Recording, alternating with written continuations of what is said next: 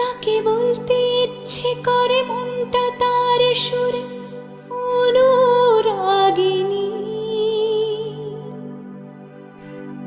তবু বলতে গিয়ে হায় মনে পড়ে যায় অন্য কাহিনী। ঘুম